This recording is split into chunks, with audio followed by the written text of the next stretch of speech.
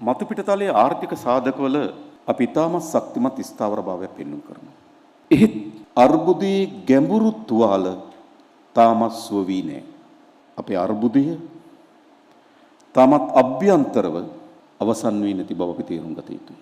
එහෙමනම් මතු පිටතලයේ ස්ථාවර භාවයක් අපිට නිර්මාණය වී තිබුණට ගැඹුරු ආර්ථික දේහි නව ප්‍රතිසංස්කරණයන් සහ නව වෙනස් කිරීම අනිවාර්යයි. මේ தත්ත්වයේ ස්ථාවර භාවයක් බවට පත් කරගන්න අපේ රට අපේ ආර්ථිකය තිබෙන තැනින් උඩට ගන්න. එහිදී වැදගත් සාධක කීපයක් කිරීම අවධානය යොමු කරන්න කැමතියි. එක අපේ රාජ්‍ය දේහය.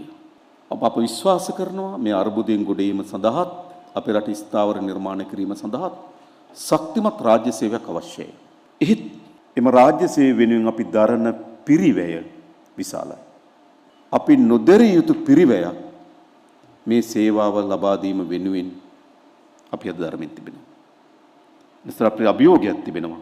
ශක්තිමත් රාජ්‍ය සේවයක් ගොඩනගන ගමන් පුරවැසියන්ට ආවම පිරිවැයකින් ඒ සේවාව ලබා දීම අපේ අපේක්ෂාව. එහිදී අපි දැනටමත් තීරණයක් කරන් තිබෙනවා සමහර රාජ්‍ය ආයතන වසදමිය යුතුයි. ඒ රාජ්‍ය ආයතන සමහර විට ගොඩනැගුණේ එදා තිබුණු ආර්ථික සමාජීය තත්ත්වයට අවශ්‍ය වෙන පරිදි දශක ගණනාවකට පෙර අද සමාජ ආර්ථික තත්ත්වය වෙනස් වී තිබෙනවා නම් සමහර ආයතනවල පැවැත්මම අවලංගු වී තිබෙනවා. අපි ඒක කළ යුතුයි. ඒ වගේම තවත් රාජ්‍ය ආයතන තිබෙනවා එකම කාර්ය වෙනුවෙන් ආයතන කීපයක් ගොඩනැගලා තිබෙනවා. අපි එම ආයතන ඒකාබද්ධ කළ යුතුයි. තුන්වෙනි කරුණ සමහර රාජ්‍ය ආයතනවල අරමුණු සහ ඉලක්ක වෙනස් කළ යුතුයි. එනිසා මේ රාජ්‍ය දෙහි ශක්තිමත් පරිවර්තනයක් අපිට අවශ්‍යයි. මේ ස්ථාවර භාව ඉදිරියට ගෙන යන්න. එය ඊට ශක්තිමත්ව කිරීම සඳහා අපි කැප වී සිටිනවා. දෙවනුව අපේ රාජ්‍ය යාන්ත්‍රණය පුරා පැතිරී තිබෙන අකාර්යක්ෂමතාවය විශේෂම දූෂණය අල්ලස අපි පිට දැකිය යුතුයි. නැත කාලේ ඔබ වාර්තා වෙන පුවත් දෙස බැලුවොත් අපේ රාජ්‍ය කොතනද තියෙන්නේ කියලා ඔබට සොයා ගන්න පුළුවන්. පොලිස්පතිවරයා පොලිසියට බය සැඟවෙනවා. බන්ධනාගාරයේ කොමසාරිස්වරයා බන්ධනාගාරගත වෙනවා. මෝටර රථ ප්‍රවාහන දෙපාර්තමේන්තුවේ නිලධාරීන් අත්අඩංගුවටපත් වෙනවා. ආගමන විගමන දෙපාර්තමේන්තුවේ නිලධාරීන් අත්අඩංගුවටපත් වෙනවා. එන අපේ රාජ්‍ය දෙහි කොතනද තිබෙන්නේ? අකාර්යක්ෂමතාවය, අල්ලස, දූෂණය මේ අර්බුදයට විශාල පාරක් නිර්මාණය කරා. අල්ලස ඒ මොහොතේ සිදුවන ගනුදෙනුව නෙවෙයි. ඒ අල්ලස දූෂණය විසින් ඒ නිශ්චිත මොහොතේ අවශ්‍ය ව්‍යාපෘති අපි සිදු කරේ නැහැ. අනිත් පසින් අල්ලස දූෂණය විසින් අපිට අනවශ්‍ය ව්‍යාපෘති අපි දියත් කරා. ඒවා අපිට බරක් වෙලා තිබෙනවා අදත්. ඒ නිසා මේ තත්ත්වෙන් අපි ගොඩ එන්න නම් අපේ රාජ්‍ය ආයතන කාර්යක්ෂම කිරීමත් අල්ලස දූෂණය තීරණාත්මක ලෙස පරාජය කිරීමට අත්‍යවශ්‍යයි. ඒ වෙනුවෙන් රාජ්‍යයක් ලෙස අපි කැප වී සිටිනවා. තුන්වෙනුව අපේ රාජ්‍ය ආයතනවල විශේෂයෙන්ම අපි විශ්වාස කරන ආර්ථිකයත් එක්ක සංවේදී ශේස්ත්‍ර යම් ප්‍රමාණයක් රජයේ අතේ තබා ගත යුතු කිනිස්ථාවරයක් අපිට තිබෙනවා. ඒ හේතුවන් කවරක්වත් නෙවෙයි. අපේ බලශක්ති වෙළඳපොළ ඉතා කුඩා වෙළඳපොළ, අපේ මූල්‍ය වෙළඳපොළ ඉතා කුඩා වෙළඳපොළ. ඒ නිසා අපි වගේ රටක ඒකාධිකාරී නිර්මාණය වීමේ අනතුරු තිබෙනවා. ඒකාධිකාරී නිර්මාණය වීමේ අනතුරට මුහුණ දෙන්න නම් සමහර ශේස්ත්‍රවල රජයේ පංගුවක් නියෝජනය කළ යුතු කෙනෙක් ස්ථාවරය අපි ඉන්නවා. හැබැයි ඒ නියෝජනය කළ යුතු වන්නේ ආයතන කිසිසේත්ම මහජනයට බරක් වෙන ආකාරයෙන් නෙවෙයි. විශේෂයෙන්ම විදුලි බල මණ්ඩලය, තෙල් සංස්ථාව වැනි ආයතනයන් ආර්ථිකයට ජනතාවගේ දෛනික ජන ජීවිතයත් එක්ක ඉතා සමීපව ගැට ගැසී තිබෙනවා. ඒ ආයතනවල යම් පාලනයක් රජයේ සතුවේ තිබිය යුතු කෙනෙක් ස්ථාවරය අපි ඉන්නවා. ඒත් එම ආයතනයන් පවත්වාගෙන යාම වෙනුවෙන් මහජනයා වැය බරක් නොදරිය යුතුයි. ඒ නිසා නිෂ්පාදන පිරිවැයට අනුරූපී වන පරිදි මිල ගැලැප්විය යුතුයි. විදුලි ඒකකයක් නිෂ්පාදනය කරන්න යන පිරිවැයට අනුව විදුලි ඒකකයේ මිල තීරණය කළ යුතුයි. අපි මේ පදනම ආරක්ෂා කරන්න බැඳී සිටිනවා. ඒ වගේම නිෂ්පාදන පිරිවැය අඩු කිරීම සඳහා අවශ්‍ය යාන්ත්‍රණ අපි ශක්තිමත් කරන්න සූදානම් සිටිනවා. පුරවැසියන්ටම සේවාවන් ලැබිය යුතු වන්නේ ඒ සේවාව දරන පිරිවැයට ලබා දී යුතුයි.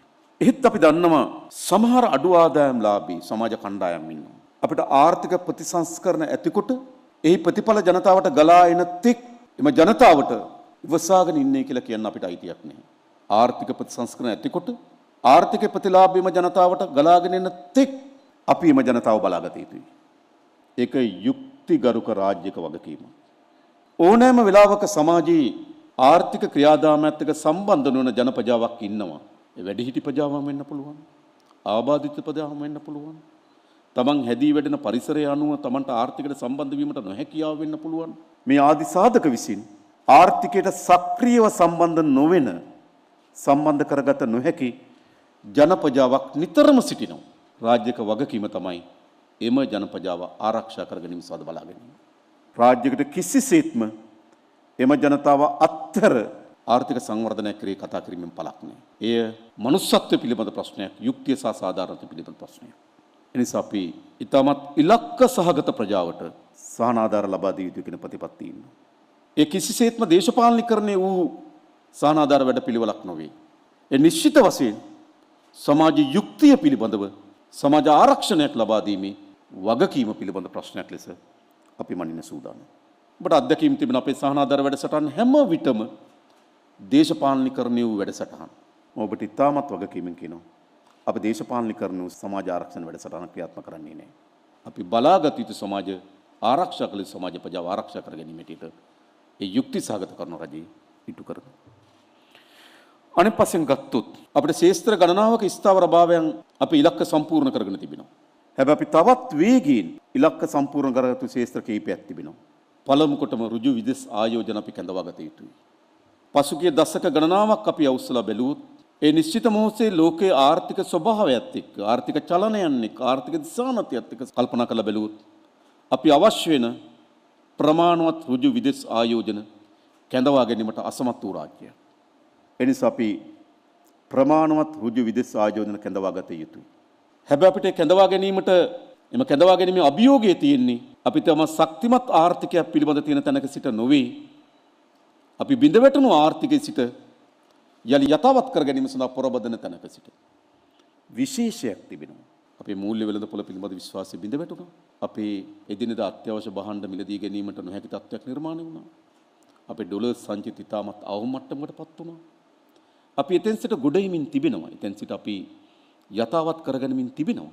එහෙත් ඒ ප්‍රමාණවත්ද අපිට ආයෝජනයන් කැඳවා ගැනීම වෙනුවෙන් මම හිතනවා යම් දිරිගැන්වීම් අපි ආයෝජනය සඳහා ලබා දී යුතු තිබෙනවා. අපිට ආරම්භක පියවරක් මේ ඇති වී තිබෙන තත්ත්වයෙන් ආයෝජනයට ආකර්ෂණීය පරිසරයක් නිර්මාණය කිරීම ඉලක්ක කොට ගනිමින් සහ දිරිගැන්වීමක් ලෙස යම් සහනයක් ලබා දීම කරී අපි අවධානය යොමු කළ යුතුයි කියන ස්ථාවරයක අපි ඉන්නවා. ඒ පිළිබඳව අපි ජාත්‍යන්තර මූල්‍ය අරමුදලත් එක්ක සාකච්ඡා කරමින් පවතිනවා. ඒ වගේම අපි අපේ රටේ ජාතික ආර්ථිකයට සහ ජාතික නිෂ්පාදනයට යලි පණ දෙන්නේ කොහොමද? ප්‍රශ්නයක් තිබෙනවා. පසුගිය බිඳ වැටීම හේතු කොටගෙන අපේ සුළු හා මධ්‍ය පරිමාණ කර්මාන්තකරුවන් විශාල ප්‍රමාණයක් බිඳ වැටීමකට භාජනය වුණා. එයින් 90%කට වඩා වැඩි ප්‍රමාණයක් ඔවුන්ගේ කළමනාකරණ දෝෂ හෝ ඔවුන්ගේ ව්‍යාපාරික දෝෂ නොවේ. පොදු ආර්ථිකයේ බිඳ වැටීමේ ප්‍රතිවිපාක සුළු හා මධ්‍ය පරිමාණ කර්මාන්තකරුවන් භුක්ති විඳ. එනම් අපිට යලි ඔවුන් නගා සිටුවීම සඳහා යම් සහනයක් අපි ලබා දිය යුතුයි. මා කියන්නේ දිගු කාලයක් නොවේ.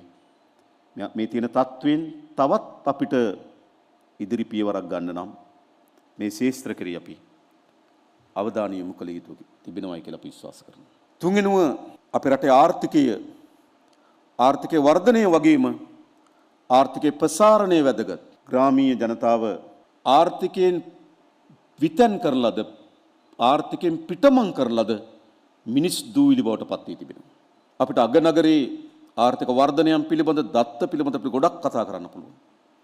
හැබැයි දත්ත වලින් පිළිබිඹු නොවන කරුණක් තිබෙනවා. ආර්ථික වර්ධනයේ සාධක ජනතාවට යහපත් ප්‍රතිඵල ගෙනත් දෙන්න නම් ආර්ථිකයේ ප්‍රසාරණය අත්‍යවශ්‍යයි. එනිසා අපි ආර්ථිකයේ ප්‍රසාරණය කිරීම සඳහා ඈත ගම් වල පුරවැසියන්ට ආර්ථිකයේ කොටස්කරුවන් බවට පත්වීම සඳහා අවශ්‍ය වෙන සැලසුම් සහ ක්‍රියාමාර්ග අපි දියත් කළ යුතු තිබෙනවා කියලා අපි විශ්වාස කරනවා.